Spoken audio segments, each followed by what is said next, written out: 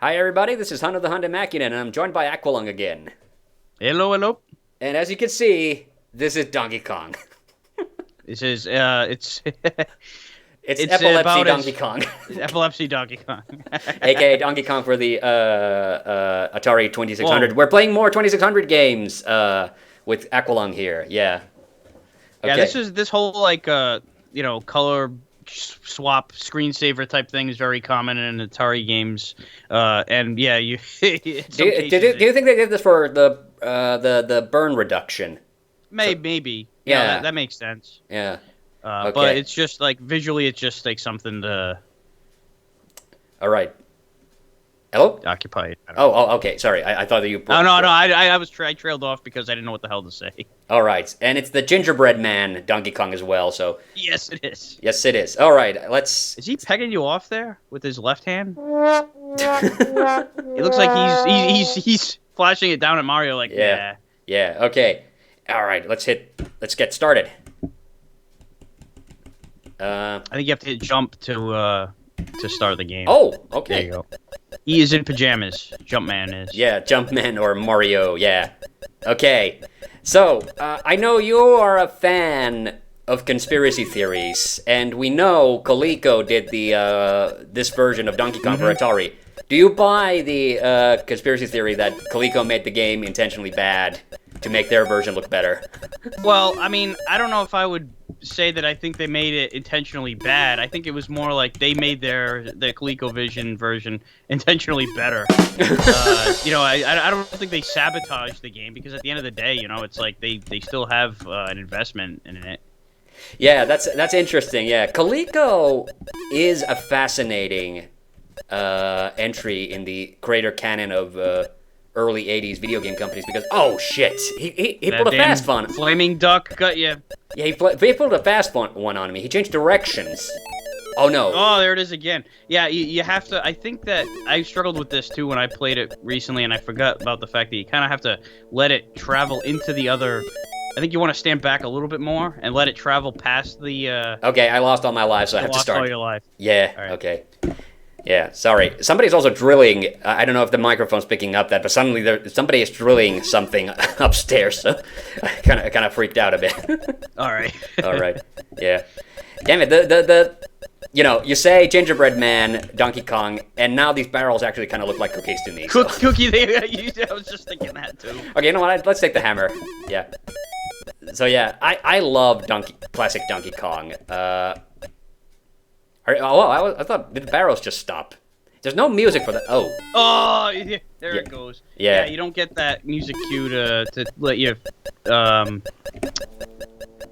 get a sense of when the hammer's gonna dissipate. Yeah, exactly. Yeah, but yeah, I love classic Donkey Kong, and you know what? This control-wise, this doesn't feel bad. The jump is a bit weird. Like he kind of snaps up.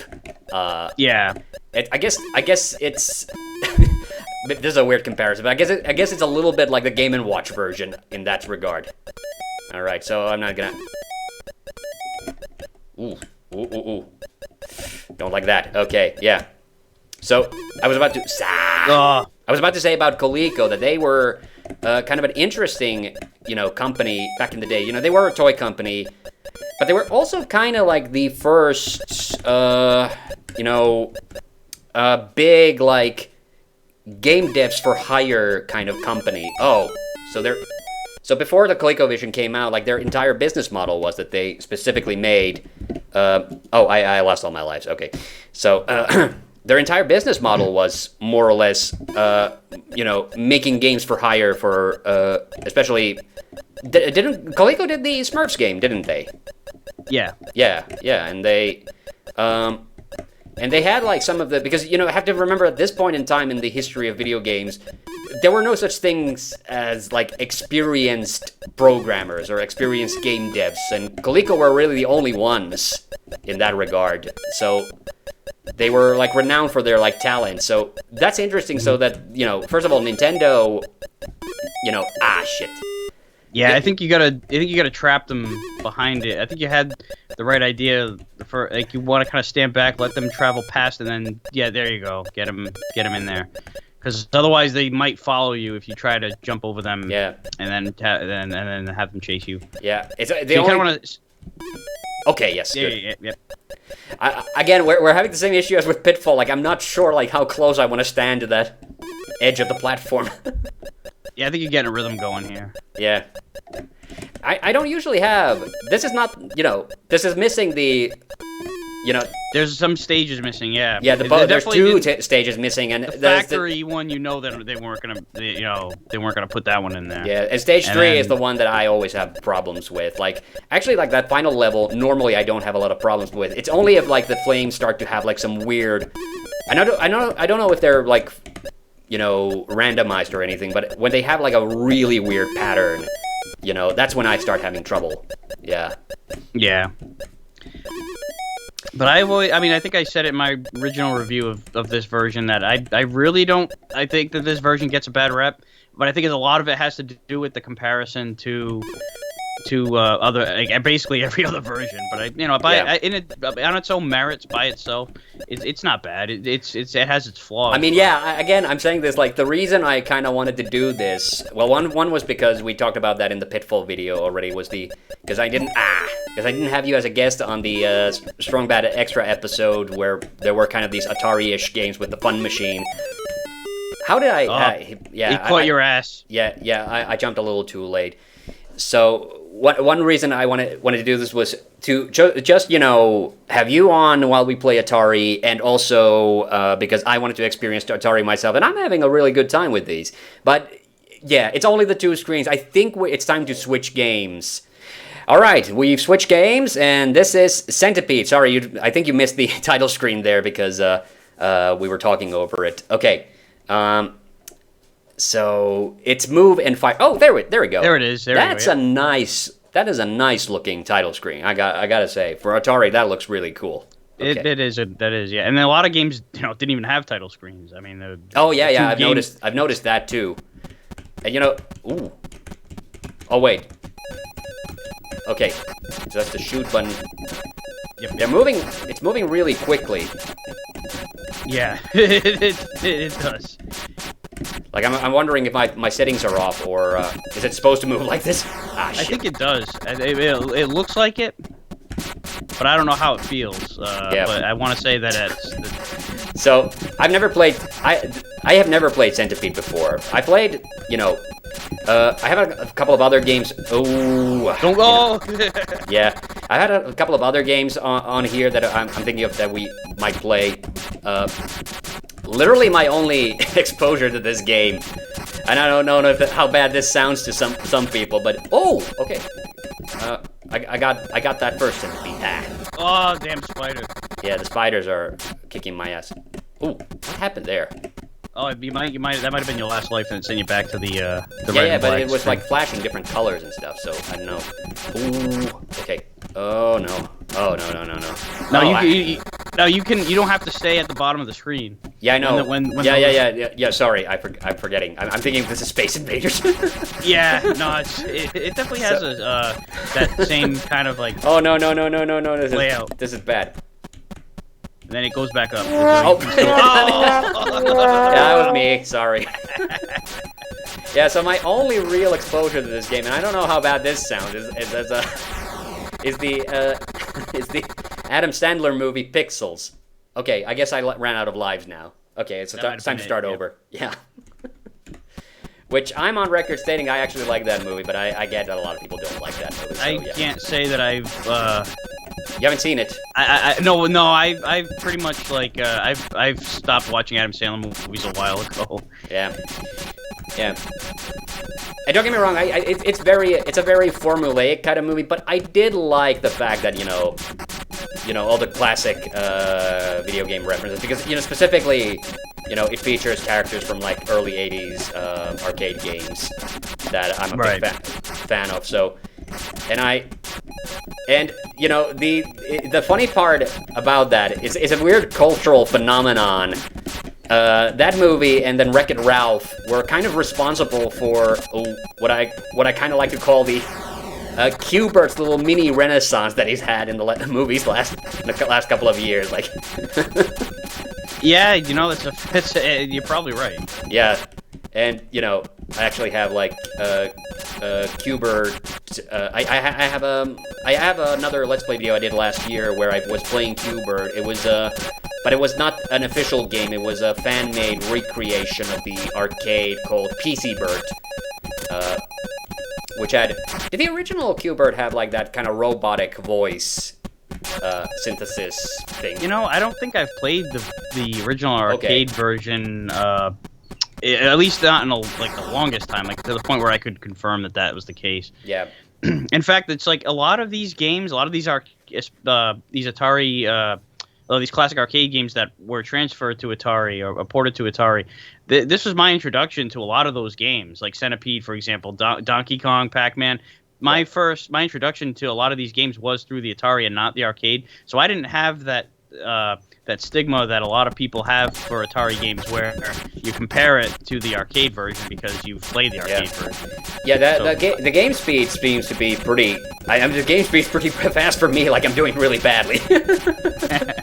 So I cannot blame it for that. Yeah. Well, you said you never played any version of Centipede before. So, yeah, exactly. Oh, God. You know, it's... Yeah, and it's weird. I don't really understand what's limiting my movement. That's the other thing. Like that's the reason I don't move up and down as much. Okay, now I got really lucky there. I think it probably doesn't transfer well to the keyboard. Are you saying that this has like early analog control? Oh, what the hell's that?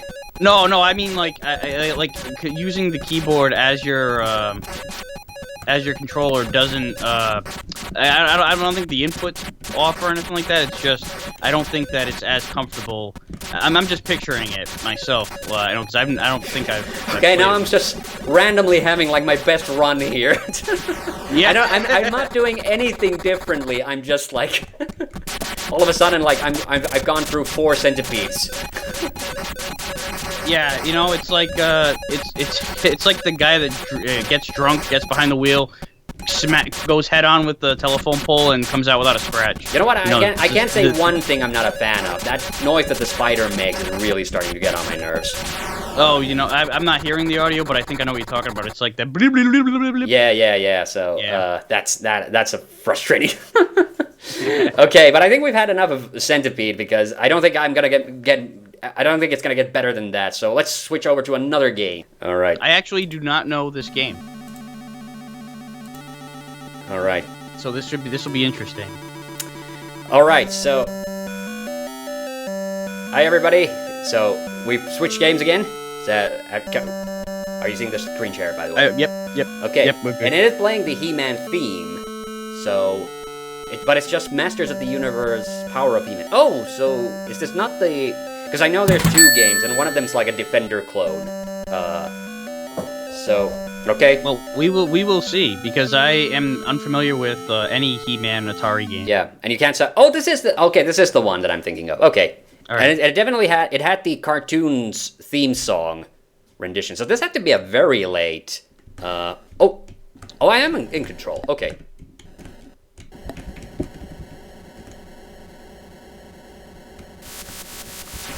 Looks like the transition's awkward, like going from left to right, like when you switch up, you get blasted again. It picks you... Alright, so you got those. Is that it? Alright, so first things first. I do not know who's shooting at me. I don't think that's Skeletor, but that's definitely a Wind Raider.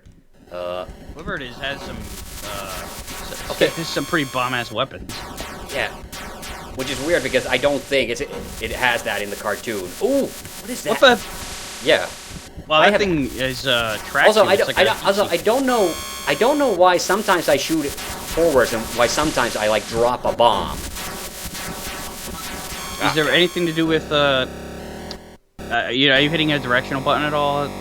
Okay, that was the Donkey Kong death music that just played. It's okay, so whoever was responsible for programming this was just plagiarizing. Yeah, and it's not like they had it from their own database, because that was Coleco, and this is Zem Network, so I don't know. Yeah. Okay. It sounds more like all right. what I said. Let's start again. Okay. Okay, I think I'm supposed to shoot that thing first. And then now I can drop the bombs. Nope, I can't. Shit, so it's like you've got those heat-seeking twirly things. No, those aren't mine. Those are the enemies, and I'm shooting them. Yeah, that's what I mean. You've got, but you having to avoid those at the same time as the straight ahead bullet projectiles. Now it just mysteriously I just dropped like a. Okay, I dropped a bomb again. I don't know what the. I was thinking like maybe it has something to do with the direction I'm hitting. I'm completely at a loss. I hope so, because you don't really have. I mean, you have a joystick and you have a button. Like that makes up all of the Atari. Yeah. Buttons, controllers. Yeah, I'm trying to figure. I'm not darnest trying to figure out like what is the. And the enemy is also shooting at me from down there, so yeah. Yeah, you got all that shit going on at once. It's like you have this that spinning stick that is heat seeking and moves with you, and you also have the bullets that come from the bottom. And at the same time, it looks like it's not the easiest thing in the world to dictate where your attacks are coming from. Not to mention like. Yeah, no, they're like they're definitely like because they move with the screen, and when I change directions, the screen changes direction. This is pretty bad. So can I move any faster like this? Okay, yes, I got him. So I just dropped that thing on him. All right, yep. That's so far. Okay, I guess these are supposed to be like different characters then, because they're all different colors. Yes, okay, got him. Damned if I know who these characters are supposed to be. Like, I don't know, the blue one. The blue one could be Merman. They might reference it in the manual, but we don't know. We don't have that.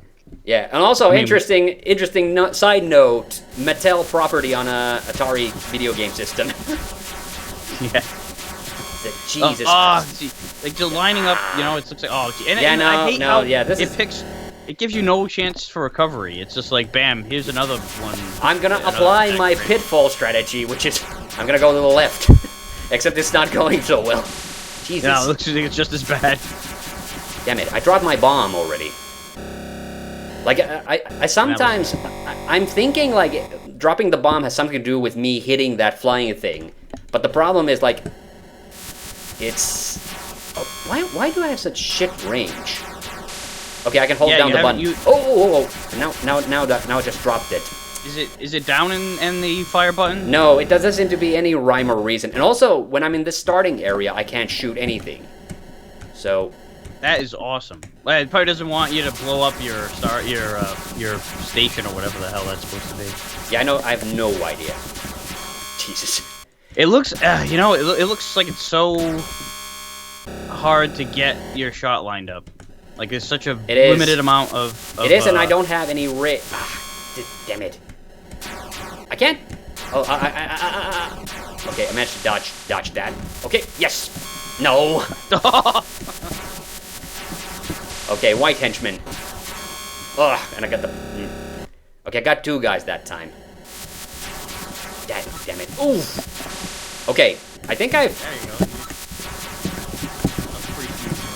Jesus Christ. Okay. I don't know why it just randomly gives me the bomb all of a sudden. Ugh. And I don't want to change direction now because it's coming... Yes. Okay. And I dropped that's two. The thing is, it probably does it because you're right above him, but what if you are trying to attack the asshole in front of you? Ugh. The asshole in front of you. That reminds me of the thing that you said before we started the stream. Like, when I've really enjoyed your like Throwback Thursdays, and I actually like these Atari videos when you're doing them have been some of my personal favorites, and especially like I love it when you start losing your shit when you're getting really angry and stuff. And you said that I guess it's like the opposite of a fart. So Yeah, and to explain the context of that, for anybody that's questioning what the hell that means, because while a Let's Play, everybody except for the Let's Player is going to be amused by you losing your shit. The apart is the opposite, where you will just annoy or disgust everybody else in the room. Okay. And you amuse Damn it. yourself. Okay. Oh, all right. Yeah, because I can influence. I can actually. This is kind of weird because I'm kind of influencing in what direction the bad guy's going. So I kind of get what I'm trying to do now. So I'm trying to get rid of that swirly thing and then have an opportunity to drop the bomb. It creates like a portal or something. And yeah, it sucks the guy in. So it seems like his shots are too accurate. Like he's always going. Yeah, this is the only way I can dodge him. But the problem is like when I dodge his bullet by going to the left, the swirly thing automatically gets closer to me. So yep. This is a multitasking nightmare. Yeah, this is some poor design. Yeah. Ah, shit. And then look at that. See, it's like I hate how it should everything should disappear from the screen when you start a new life. Oh. Shouldn't pick you right back up where you when you left start off. a new life. God. Yeah, the target's so small too. Like I feel like fucking Luke on the Death Star. Yeah, and come on. your Yes, ship I got is him. so I got big. him. Okay, gotta get rid of that fucking twirly bit. Yeah, no. See, what the hell could you do right there? You had to turn around, but if you did, then you ended up right in the face of the twirly thing. It's just frustrating. You know, it's frustrating because I'm getting so close to like now figuring out what I'm supposed to do that I don't want to quit, but you know. Still, like the game. Okay, feels like the game is now, overstayed yes, its I got welcome him. at this point. Okay, gotta take it easy. Ooh, okay. Oh no. Oh no. Yeah. You got it. Yeah, this is what I'm talking about. It's so weird. Like there's so many moving elements that are just interconnected by what I'm doing. It's kind of bizarre. You're simultaneously in control of the game world and simultaneously it feels like I'm not in control of any goddamn thing. Yeah, it's like if you had control of the camera, but it's not the controls aren't done well. Yeah. Now the problem is like he was too close to the edge of the screen. So when I dropped my bomb, come on. The bomb disappears. Ooh, the bomb disappears when I go off screen. All right. Right. Am I supposed to take down 27 enemies? That's what that indicator at the top means. I don't know. I haven't noticed when it's changed. It's changed whenever I get rid of the guy at the bottom. So I'm supposed to take out 27 of these guys, which is there's no way in hell I'm doing that. Okay, I think we had enough of this He-Man disaster of a video game. That is about a great way to describe Yes. it. All right. Disasters of the universe. So that wraps up for this episode of Atari Games. See you on the next one. Bye-bye. Take it easy.